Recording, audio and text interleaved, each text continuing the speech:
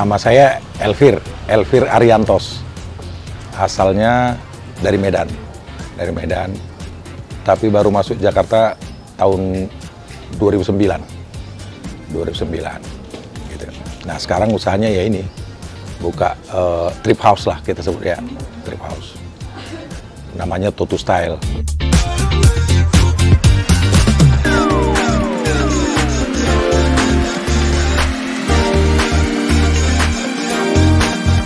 Jadi bisnis yang lama itu ya namanya by project ya.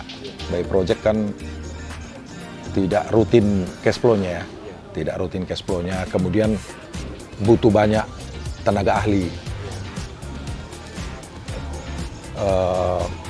Jadi overhead itu gede ya. Tenaga kerjanya tergantung orang lain. Kalau yang gini kan tidak perlu tenaga kerja ahli ya. Ya kan? Cash flow-nya harian kan gitu, cash flow-nya ngalir gitu ya. Ya cocok lah untuk apa namanya, untuk end game lah. Kalau saya inilah end game saya udah banyak usaha yang kita kerjakan. Seperti ini paling nikmat, sepertinya ya. Ketemu tiap hari orang apa kan, gitu. Ini yang paling asik menurut saya.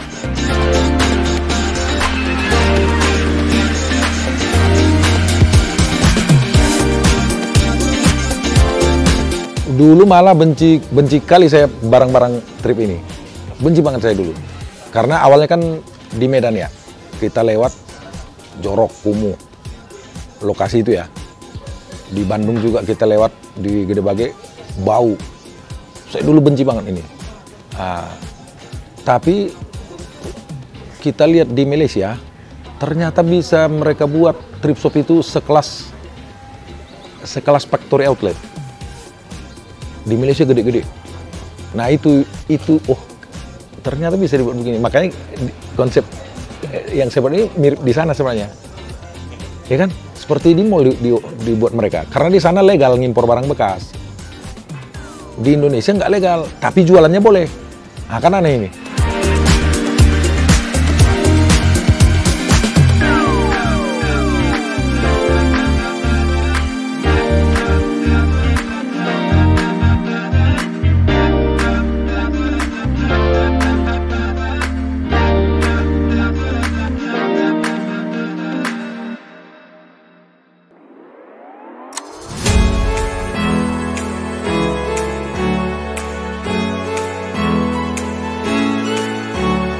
Di luar negeri pun sebenarnya kan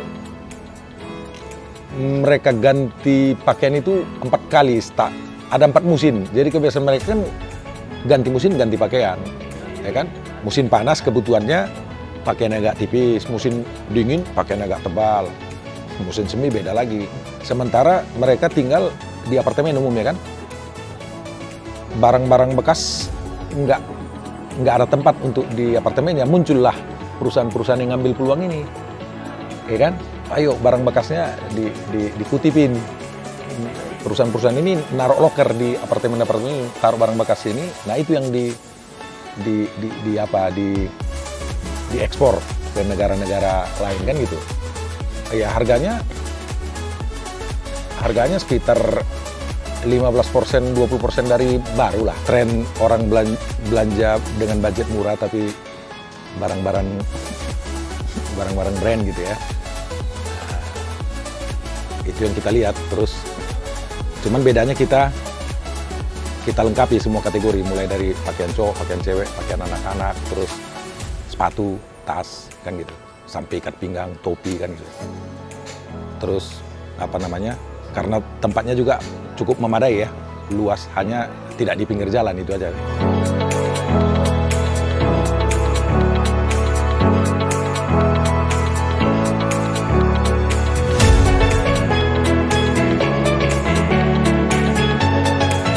Sejarahnya dulu memang orang tua buka toko sepatu. Dari kecil saya udah bantu dagang toko sepatu ya. Tapi setelah dewasa kan kita kerja lah ya seperti biasa orang. Kemudian buka usaha supplier komputer tadinya. Nyuplai komputer, pengadaan-pengadaannya. Pokoknya barang-barang pendidikan lah. Buat software juga, ya kan. belakangan kita hentikan usaha itu karena lelah juga, ya kan, ngurus-ngurus proyek. Daripada kosong ini tempat, saya pikirin usaha apa ya? Ya ini pilihannya, kan. Ternyata lumayan bagus lah hasilnya. Untuk kita baru 4 bulan lah ini, baru 4 bulan.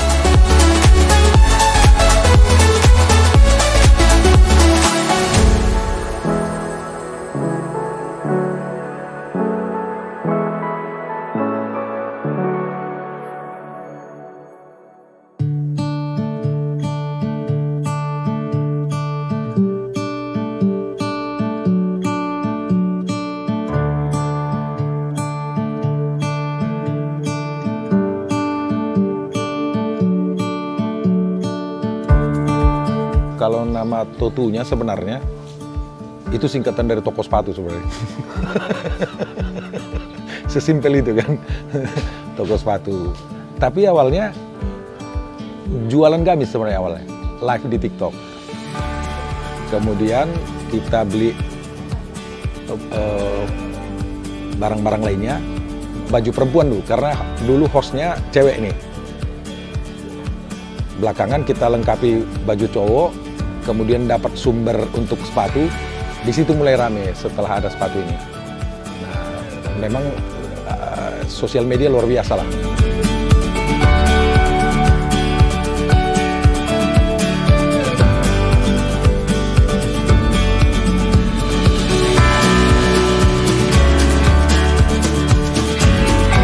Awalnya pun saya kira barang ini jorok-jorok ya awalnya gitu ya. Kalau di Medan kan dulu disebutin monja. Kalau di Bandung kan ada Gede Bage ya, kumuh, jorok kan kalau kita lewat sana ya. Saya pikir dulu beli Bali ini jorok gitu ya. Tapi pertama buka bal ternyata sama nggak jorok. Artinya bukan barang ini nggak jorok, cuman kena debu di gudang aja sebenarnya. Debu gudang. Kalau dari penggunanya memang bersih ya. Terus beda kita sama yang lain, semua barang kita laundry dulu. Maka pada saat bongkar bal nggak bisa kita live kan, karena belum bisa langsung jual. Kita laundry dulu, ya kan. Baru setelah laundry baru kita pajang. Jadi sepatu juga gitu. Sepatu ternyata datangnya bersih-bersih. Nah, jadi itu bedanya. Itu awalnya. Kemudian karena tempat kita ini tidak di pinggir jalan, maka orang yang datang kemari kan udah niat datang.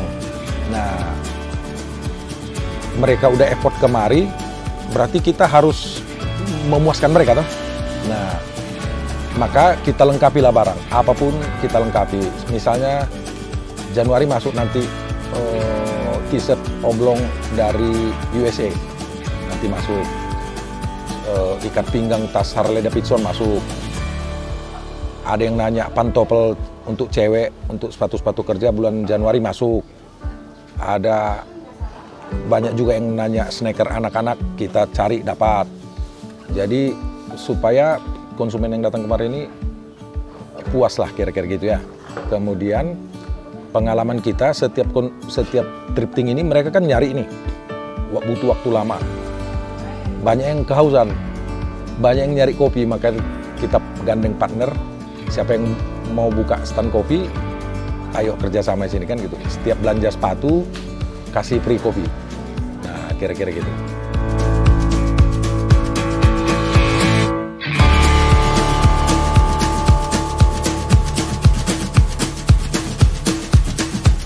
Setiap kita bongkar bal kan kita sortir ya. Itu umumnya 35-40% brand yang kita kenal. Seperti Uniqlo, macam-macam lah ya. Isinya ya, 40%. 60% brandnya nggak kita kenal ya.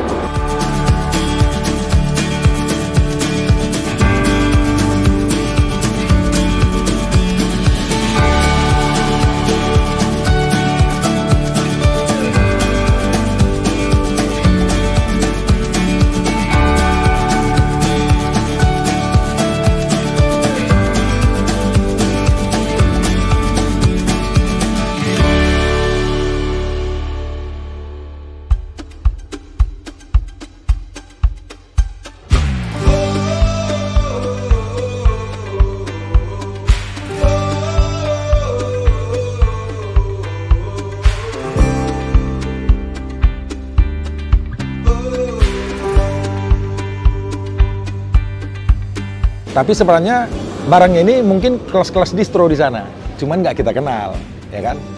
Itu pakaian. Nah, tapi kalau sepatu, isinya memang semua brand yang dikenal. Kalau sepatu kan dikuasai oleh 10 brand aja di dunia ini. Nike, Adidas, Puma, Reebok, Skechers, Vans, Converse, itu nggak paling 10. Kalau sepatu, kita ketemu sama-sama pakai Adidas, kita nggak biasa aja. Tapi kalau pakaian kan ketemu pakaian yang sama kecuali jersey ya. Kita agak menghindar ya. Kalau sepatu, itu hebatnya Nike Adidas ini. Bisa dimasalkannya apa ini kan. Nah, jadi kalau sepatu memang kita beli isinya semua memang brand-brand itu. Cuman sepatu ini kategorinya ada sneaker, ada Itali, disebut bal Itali ya. Padahal sebenarnya bukan merek Itali semua, macam Louis Vuitton, Gucci kan bukan Itali, tapi kebiasaan di trip sepatu disebut bal Itali. Jadi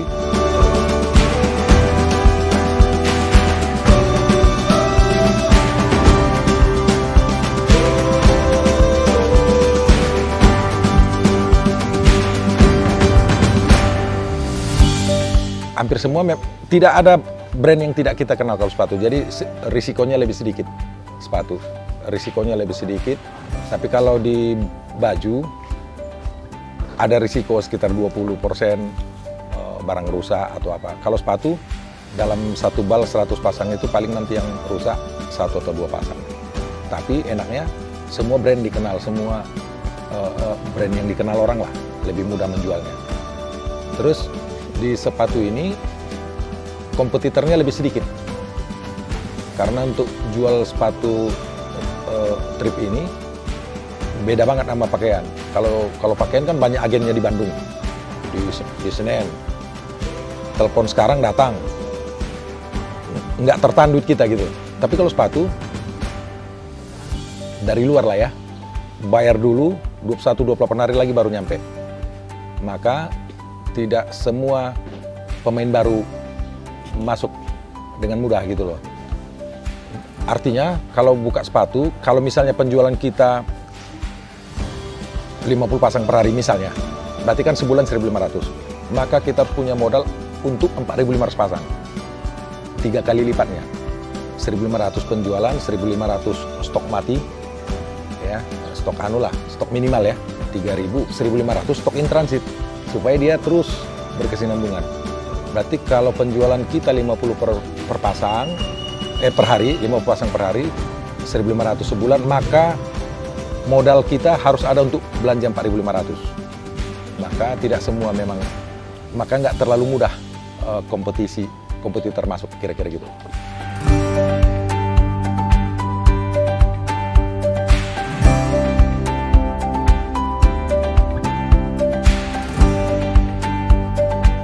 Yang pertama memang lengkap ya, karena apapun kategori barang ada, ya kan. Yang kedua nyaman ya tempatnya ya. Kalau harga ya 11-12 lah, ya kan. Terus saya lihat kecenderungannya kita belum riset atau survei lah kepuasan pelanggan belum ya. Tetapi umumnya saya lihat begitu dia datang sekali berulang. Itu udah yakin kita bahwa itu mereka puas ya.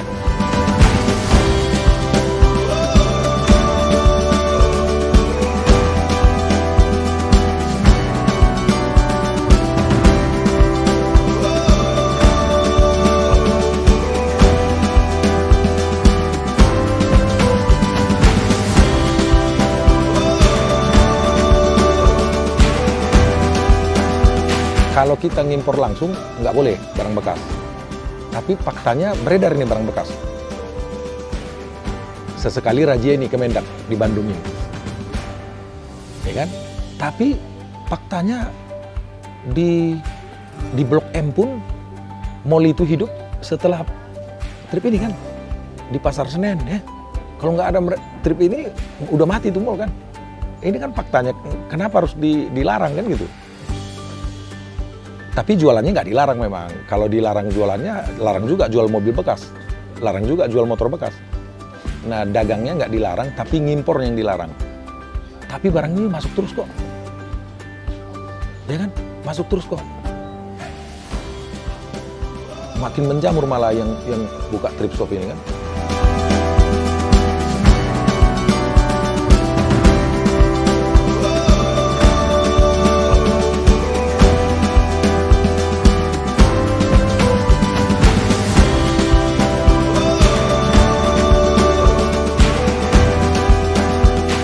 Mungkin ada ya, tapi saya kan masih baru 4 bulan ya, belum gaul lah, ya pasti ada itu, ada.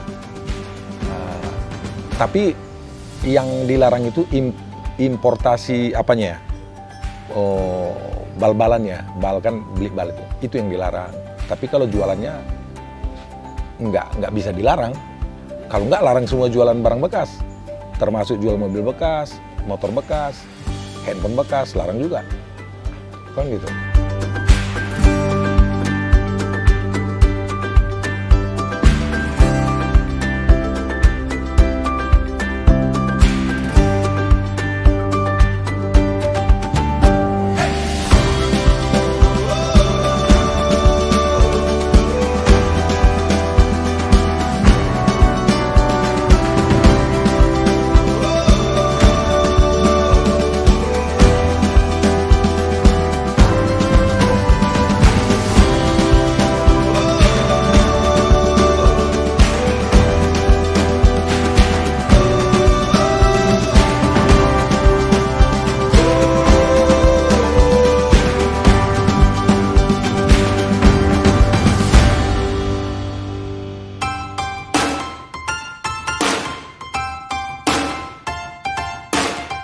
Gimana ya kalau untuk yang baru ya, sebenarnya banyak pemula yang baru, banyak lah. Ini bisnis untuk bukanya murah kok, murah, mudah, ya kan? Asal konsisten aja, ya kan? Kalau beli satu bal mungkin nggak cukup, ya kan? Satu bal, bal ini saya hitung-hitung ada 80 kategori baru lengkap. 80, Bapak mau buka seperti ini, harus belanja 80 kategori baru lengkap. Celana jeans saja bisa 2 kategori dah, jeans biru, jeans warna. Untuk cowok aja nih, ceweknya gitu juga. Udah 4 ya, chinos beda lagi. Celana bahan beda lagi balnya. Corduroy beda lagi, cargo beda lagi. Ya kan? Nah, belum lagi cowok ceweknya, belum lagi anak-anak. Kaos beda lagi. Kaos oblong, kaos polo, kaos lengan panjang. 84 bal saya hitung-hitung baru lengkap, ya kan? Nah, kalau mau buka ya 84, kalau misalnya rata-rata satu bal itu 300 piece, kalau celana kan 200, tapi kalau kaos bisa 500, ambil rata-rata 3, berarti harus 25.000 piece yang Bapak pajang untuk pakaian ya. Terus masalahnya tempat memadai nggak? Kan gitu, untuk memajang 25.000. Kalau sepatu idealnya 5.000 pasang. Baru orang, apapun dia cari, ada kan gitu. Kira-kira gitu.